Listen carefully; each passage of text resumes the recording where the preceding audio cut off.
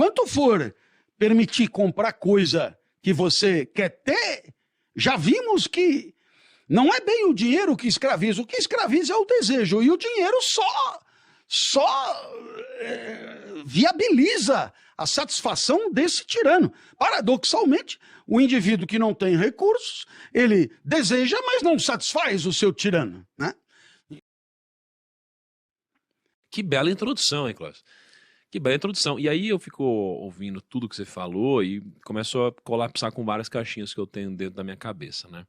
Uma delas parte do raciocínio que você trouxe, onde o dinheiro é neutro, mas o valor dele está em qual será o destino dele, né? Então você pode usar isso para te trazer uma felicidade ou para causar uma maldade, né, na vida de alguém, e o valor que a gente vai atribuir a isso tem muito a ver com o destino dele, no final das contas, porque ele é neutro, mas ele tem poder.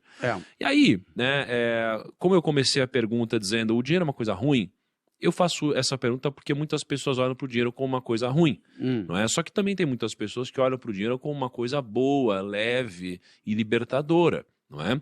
Então, no final das contas, o dinheiro ele tem várias faces, e cada um vê aquela que merece ou que você crê de alguma forma. E eu começo a colapsar isso até com alguns conceitos bíblicos, não é? Então, existe um versículo, ou uma parte de um versículo, que diz algo como: o rico domina sobre o pobre, e quem toma emprestado é escravo de quem empresta. E quando eu começo a olhar para isso e refletir com o que você me trouxe, eu fico pensando, né? Um dos termos mais disseminados e mais inspiradores e almejados pelas pessoas é atingir a independência financeira. As pessoas, elas querem atingir independência financeira.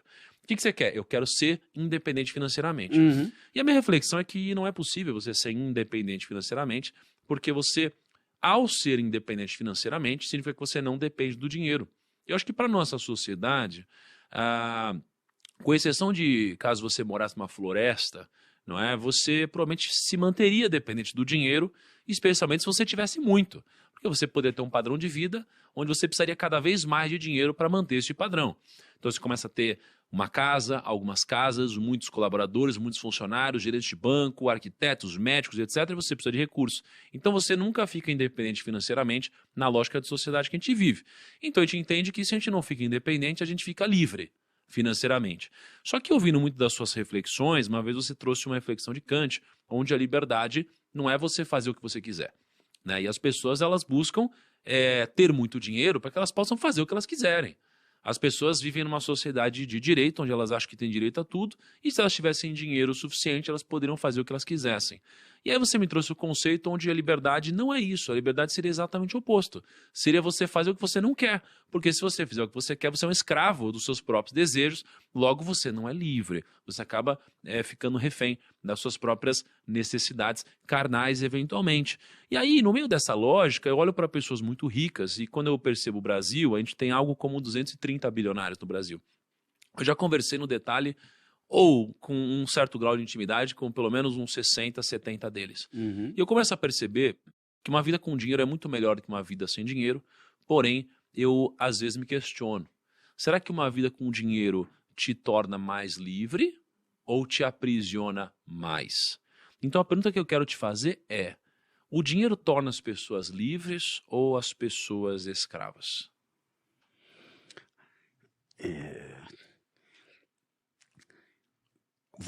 Primeiro eu estou extremamente honrado e feliz, porque você resgatou aí um ensinamento do Kant que é maravilhoso e que eu não contava que você tivesse anotado tão bem assim e fizesse parte assim do teu repertório, né? De fato, é um entendimento de liberdade muito particular e muito na contramão do senso comum. E aqui nós temos um enorme problema, né? Porque se você partir do senso comum e disser que liberdade é a possibilidade de fazer o que se quer, então você que está me ouvindo, você ouviu bem, né? A liberdade é a liberdade de fazer o que se quer.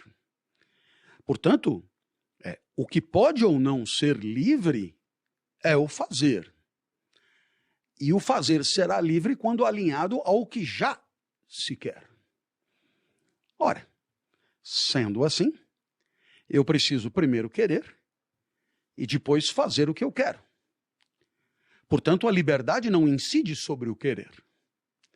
O querer é um dado. E a liberdade seria a possibilidade de alinhar a vida a esse dado. Portanto, satisfazer a esse tirano. O que é absolutamente contraditório com a própria ideia de liberdade. Se eu tenho que querer ou desejar para depois ser livre para fazer, então é evidente que eu não posso ser livre para querer. E, portanto, sou escravo do meu desejo. Né? E se o dinheiro, ele potencializa, ou ele facilita, ou ele permite a satisfação ininterrupta dos desejos, ele é um aliado poderoso do tirano. Portanto, ele é tirânico e escravizante. Ora, você dirá, muito bem, então, qual é o dinheiro libertador? Porque enquanto for permitir comprar coisa que você quer ter, já vimos que não é bem o dinheiro que escraviza. O que escraviza é o desejo. E o dinheiro só viabiliza a satisfação desse tirano. Paradoxalmente, o indivíduo que não tem recursos, ele deseja, mas não satisfaz o seu tirano. Né? E toda essa frustração vai recalcada para algum canto. Enquanto que quem tem recurso vai lá e vai satisfazendo. 1, 2, 3, 5, 10, 50 sacolas e mais sacolas e pá. Né? E assim, sem perceber que não tem fundo, é um escravo enquanto vida houver. Então você vai dizer, como o dinheiro pode ser libertador? Oi, o dinheiro só será libertador se você não for escravo eu diria, das suas forças mais profundas, mais íntimas, mais subterrâneas, mais pulsionais. E, portanto, eu diria que só aquele que tem dinheiro pode ser livre. Mas não porque compra e se ajoelha diante dos seus desejos, mas porque pode comprar e não compra. Sendo kantiano até a medula, eu diria, porque o sujeito que deseja e não tem como comprar, você nunca sabe se ele não tem porque ele não tem como comprar, ou se é porque, de fato, ele é livre em relação às suas inclinações, aos seus apetites. Né? Porque se tivesse, compraria. Se tivesse, seria escravo. Se tivesse, se ajoelharia.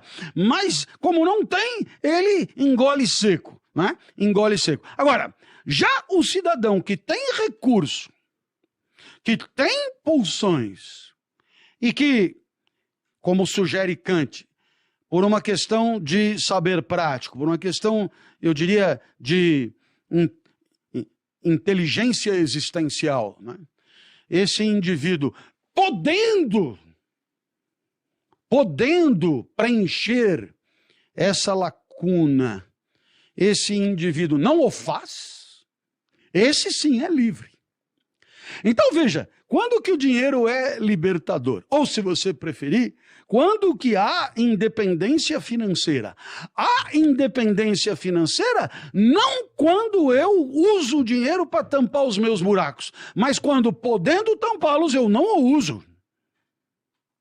Eu não uso. E veja, e não é por sovinice, ou não é por estratégia, ou não é segurar aqui para poder tampar um buraco maior lá. Não. É por uma questão de sabedoria existencial. Muito embora eu possa ter uma vida sofisticada, eu entendo, porque tenho sabedoria, que uma vida simples me convém mais. Então, eu tenho condições de viver outramente, mas eu viverei desse jeito, porque assim, eu diria, a minha filosofia sugere. Então, aqui nós temos uma outra ideia de independência financeira. É a independência trazida pelo dinheiro, mas não para escravizar, e sim para mostrar a liberdade possível em relação às nossas próprias lacunas. Então, eu acho que eu não poderia ter ficado mais contente com essa resposta, porque ela pega a ruptura do senso comum e estica na sua maior radicalidade. Eu queria apenas propor que, no final das contas, você tem duas definições de desejo ao longo da história do pensamento que se enfrentam, que são incompatíveis entre si, a de Platão e a de Spinoza. E o que é que entende Platão por desejo? Você encontra essa definição no Banquete, apresentada por Sócrates. O desejo é definido pela falta, né? O desejo é a falta. O desejo é a carência. O desejo é não ter o que se tem, não fazer, não ter o que se quer ter, não fazer o que se quer fazer, não dispor do que se quer dispor, etc. Então, o desejo é a falta. Você tem aí toda uma fileira de autores que seguem esse tipo de definição. Spinoza vai propor outra noção para desejo, que é completamente diferente da primeira, para não dizer praticamente oposta. O desejo de Spinoza é a potência. O desejo de Spinoza é a força. O desejo de Spinoza é a energia existencial, né? E aqui tudo muda.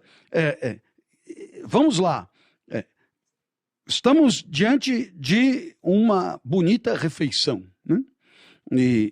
E no desejo de Platão, você tem fome, né?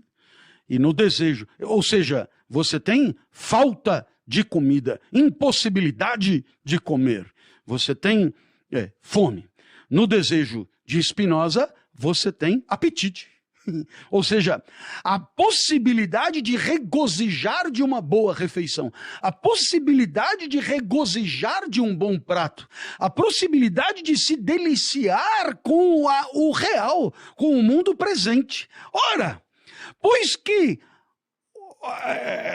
reunindo essas duas propostas, eu diria que o dinheiro que existe para satisfazer o desejo de Platão é escravizante. Para satisfazer o desejo de Spinoza, ele é positivo e libertador. Por quê?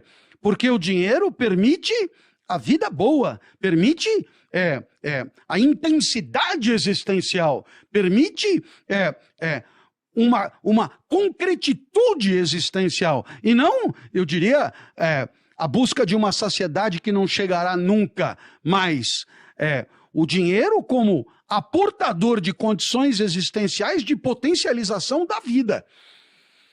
O exemplo que me ocorre aqui de maneira mais contundente poderia ser o nosso mesmo aqui, né? Quer dizer, o que é que eu estou fazendo aqui?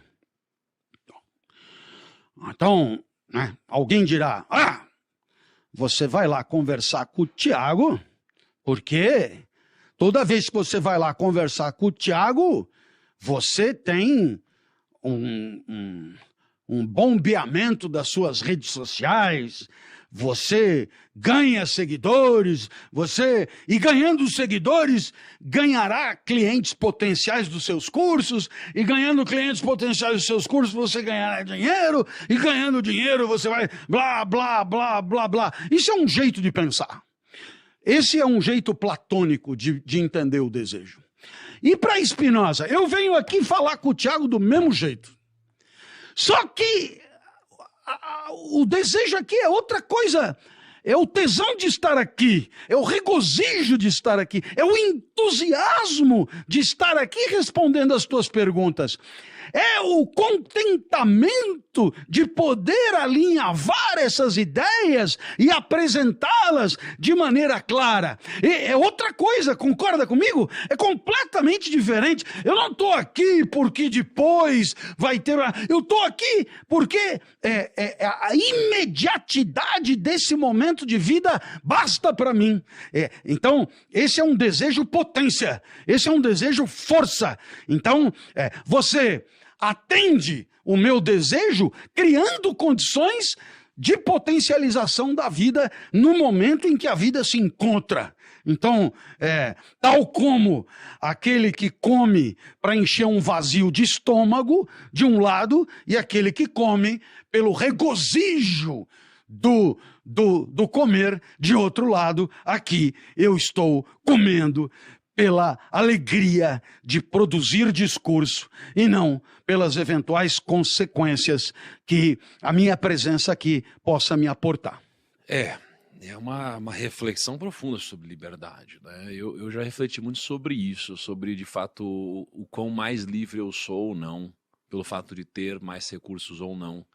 E no meio da liberdade, a minha busca pela liberdade, talvez a maioria das pessoas, se dê pelo fato de elas acreditarem que existe alguma relação entre liberdade e felicidade, de alguma forma. Se não, porque eu gostaria de ser mais livre se isso me causasse algum tipo de mal.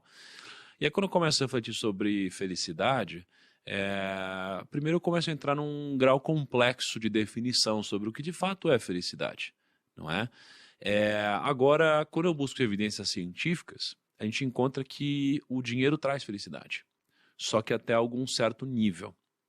E com o passar do tempo, né, as evidências científicas elas foram sendo aprimoradas, colapsadas, criticadas, e aí entendeu-se que existe um limite para o quanto o dinheiro traz felicidade. E depois começaram a colapsar alguns pensadores, alguns cientistas, e chegaram à conclusão que se você já era feliz antes de você ter dinheiro, você consegue potencializar mais ainda a sua felicidade, mesmo que você tenha muito mais dinheiro e você já não tem esse tipo de teto, porque aí o dinheiro pode potencializar. E aí eu reflito sobre as pessoas que não têm condições e às vezes buscam dinheiro para poder